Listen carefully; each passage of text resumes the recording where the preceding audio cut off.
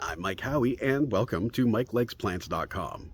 I put together this short video to tell you a bit about the project, to welcome my professor to his grading, and to really just introduce the website and what I'm hoping to do.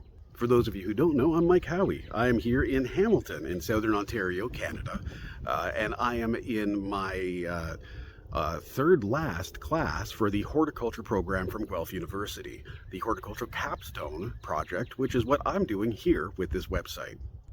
I don't consider myself an expert by any means, and my background in journalism has taught me that experts are very expert in what they do. But I do love learning, and I love learning by doing. And that's really part of the spirit of this project, is me learning as I go and sharing all of that learning as I go. I selected native plants for this project because I think it's actually a very easy, doable win for us as a society. Increasing connectivity to bolster biodiversity in the middle of a biodiversity crisis seems pretty common sense to me, but I realized a lot of people don't know how. They don't know how to get started. They don't know what native plants are. They may have the idea that native plants and pollinator gardens are messy and overwhelming, when they really, really aren't and don't need to be. So part of this journey for me is learning about how to make native gardens more accessible, including things like container plantings, balcony plantings, vertical gardens, all kinds of other ways to introduce these vital plants into our yards and connect our ecosystems together. Figuring out which native plants you want in your garden can be tricky, especially with the amount of online information that isn't always geographically specific, with nurseries who don't always carry native plants or have a very small native plant selection, and even just in knowing which native plants to pick and where to put them. MikeLikesPlants.com is here to make that process easier, acting as a guide, but not a guru. It's focused on native plants in Canada and the United States, and focuses at times on ones that will work well in home gardens. Let's take a look at some of the tools available on the website. As you can see, it's set up in a pretty simple, intuitive manner. We've got a few features down here. We also have a rotating slider that shows recent articles, blogs, etc. Right now it's showing a lot of the recent pages I've developed because we're that early in the process still. But let's get started with the Garden Planner. This is a piece of tech that I'm very excited about. I made it in consultation with numerous friends, family, colleagues, and classmates in the horticulture program, asking what do they wish people knew about, or what are questions people don't know the answers to. So, using ChatGPT 4o Mini, I created custom code to make some of these tools. For example, the site analysis tool. This is a simple tool that helps people understand the basics about what their site, their potential garden site, needs. For example, information on how to access hardiness zones. So in Canada, it'll open up into a new window and explore the zones. Unfortunately, they didn't have a clear database I could just pull from with postal codes, but this is still a great way to get the information. Once they have it, you can enter it. For example, 6B, my hardiness zone. Then the sunlight. Select the amount of sunlight your site receives daily. It gives a bit of information too about how to do that, because sometimes, again, full sun versus part sun, what's the difference? So it gives you some prompts and the basics, full sun through full shade. So let's say for my yard, it's full sun. Then we choose the soil type. This gets into the soil science. For example, this is a very, very simple test to see what kind of soil you may have using just a simple texture feel. But there's also a link to a more detailed soil analysis. This is the JAR method, which I've used myself and is very accessible. So here on the website, I've got the basics. Again, here's all the information, a video on how to identify your soil type, the soil texture triangle, and then multiple soil tests that you can do at home. Once you know, you can put it in. And generally, we're going to see a lot of loamy. Then, drainage. Another question that people don't understand the importance of initially. So, we click on drainage. It gives you a little bit of information about how to test. I know in my yard that it's well drained. You click View Results, and it gives you a nice, simple little list here that you can print, take to your local garden center, or use for your online research. One of the other exciting tools is the garden type tool. So if you want to add more native plants, you want to get into gardening, but you're not sure where to start, this tool can be really helpful. For example, it asks several basic questions. Where do you want to grow your plants? If you have a large outdoor space, you select it. If you do or don't want wildlife visiting your garden, not everyone wants that, and not everyone wants edible native plants. If you want to integrate your human edible garden, which sounds a little weird but is just food for humans, you can choose that. If you have the moisture level, medium, how much sunlight, available soil depth. This is an important one. Containers, raised beds, or in-ground. Would you like to attract pollinators? And maintenance level requests. Click View Your Garden Type, and based on those, it uses a basic model of measurement to determine which one would be best. In this case, particularly with shallow, we got pollinator garden and drought-tolerant garden as the two most likely candidates. And it even shows you the score breakdown so you understand why certain things were decided. If you're not sure what a pollinator garden is, click Learn More. It loads a pollinator garden about page. This content's still being filled out, but I've already created an inspiration gallery here on Pinterest so people can look at all kinds of different pollinator gardens and learn more about them.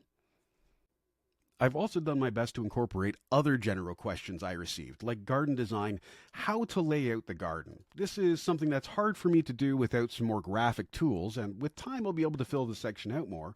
But it's got some basic steps, including drawing out a garden plan, a great video on how to do that from another creator, basics on design aesthetics, and garden type considerations. So for each of the garden types we saw before, what are the basics you might need to know?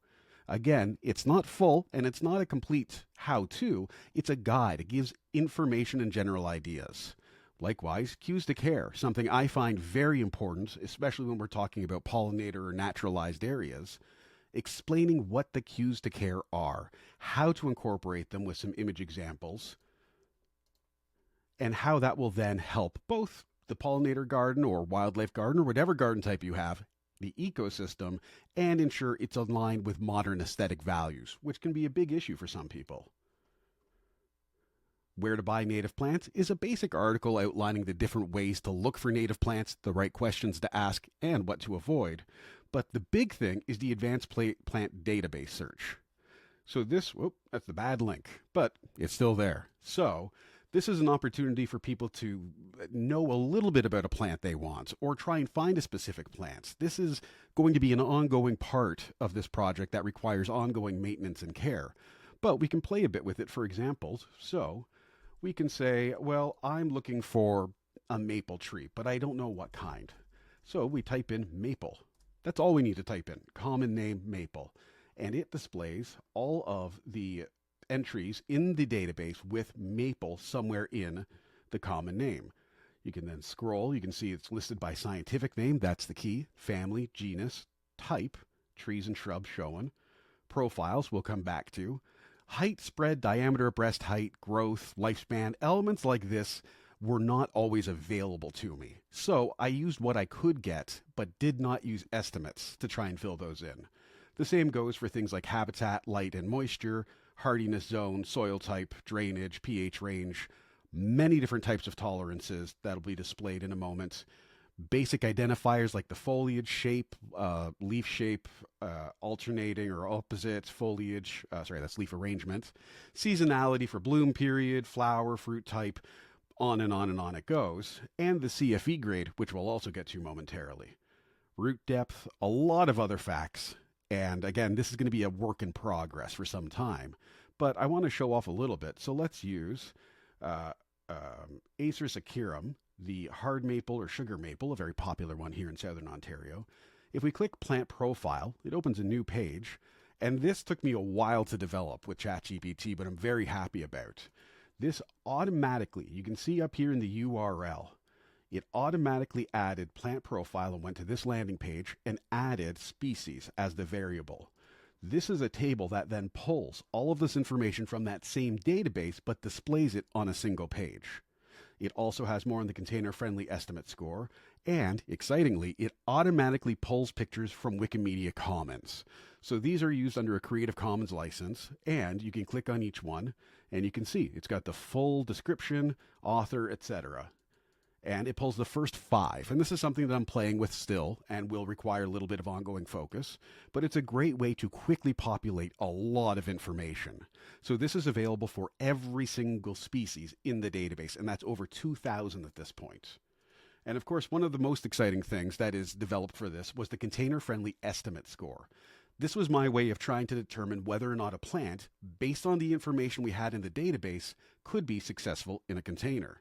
So it shows here for Acer saccharum, our sugar maple, that it's got an A-, and that this score is estimated on how well it may perform in container. And the confidence score is an important part of that as well. And we can quickly look at the container-friendly estimate. And here's the detailed explanation of how it all works, the math behind it and everything. But generally, it considers all of these different variables, gives it a score, weights it, and then spits out a grade. But because not all of these have all of the data, I had to include a confidence score. So this is out of the number of possible factors, how many were used, and the more that are used, the higher confidence there is. So each plant will have a built-in container-friendly estimate score, A- here, with a 63% confidence rating. So I would be confident in trying a sugar maple in a container. We can do one more test of this to show functionality. I'm going to use one of my favorites, goldenrod. But even though I know it's Solidago canadensis, I want to look up, I want to display the different uses of this. So if we're not sure what the common or what the scientific name is, we can put in goldenrod. And that's all we need to put in for this point. We search, and it runs through in the back end of the database and spits out everything with goldenrod in the common name. And there is Solidago canadensis. So again, it's got a great deal of information here. It's a perennial. The height, which I know to be about 1 to 1.5 meters, is not listed. Spread, a lot of that information not currently available, but full sun. I've got hardiness zone ratings for it. Let's see what else there is in this line entry. It's native to Canada, the province or states where you can find it commonly. Container-friendly score, C+ with a high confidence. So it may not do well, and I believe that's because of its deep roots and is not the most drought-tolerant plant on the world. But again, we can show off our profile setting here by clicking the View Profile, and pulls up all of the images. This one's not ideal. As you can see, it's not a perfect system. It does show, however, the plant in its growth shrub form, or perennial shrub form at this point. And it lists all of the information here. I think this is going to be a lot of fun to use. I do want to add a social share feature to this, and something I'm interested in doing as well that I didn't have time for in this project is creating a wish list within this system. So as people look at plants, they can say, oh, this is one I'd love, click it and add it to a list off to the side, and then at the end, print out that list with the scientific name, common name, and maybe a little description or picture, or even where they want to put it in their garden, which will make the planning process, the shopping process, everything much more smooth for people. And my hope is that doing this will help people find ways to add native plants and increase connectivity. Again, if we're looking for something that is going to be a high container-friendly estimate, let's try that. So let's say we want a perennial with a container-friendly estimate grade of A. And let's see what we get. A whole bunch. So there were 1,338 that ranked that high. And as you can see, a lot of asters. That's not surprising. And then we can click on one of them if I use the right mouse button here. Let's take a look. The big leaf aster. This is a setting I can change. I can make those not show in only photos. But again, it's a great photo. It shows the leaves, shows the flower, gives you the basic information about it, and it's enough to get you started. And that's really the goal of a lot of this. As I said, it's not to be an expert. This isn't a guru-based website. I'm no guru. I'm learning by doing. And by sharing that process, I think it'll be helpful. But that's also one of the reasons I have the blog set up. So here's a great example of a plant profile I worked on. It's very simple.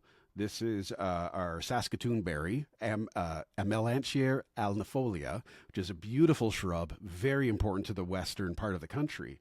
And I've just given a basic write-up. I pulled this from several sources, which are listed below.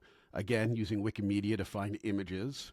Finding, this was a fun one. This is a family cooking show where they use Saskatoon berries to make various things. So I embedded that and talked about how it can be used in various ways, this root system, and that I think it will work in a container. I've also got my basic links here to YouTube, Instagram, etc., and a search for all of that. And here on the About, I have the basic information about me. That's me, hi.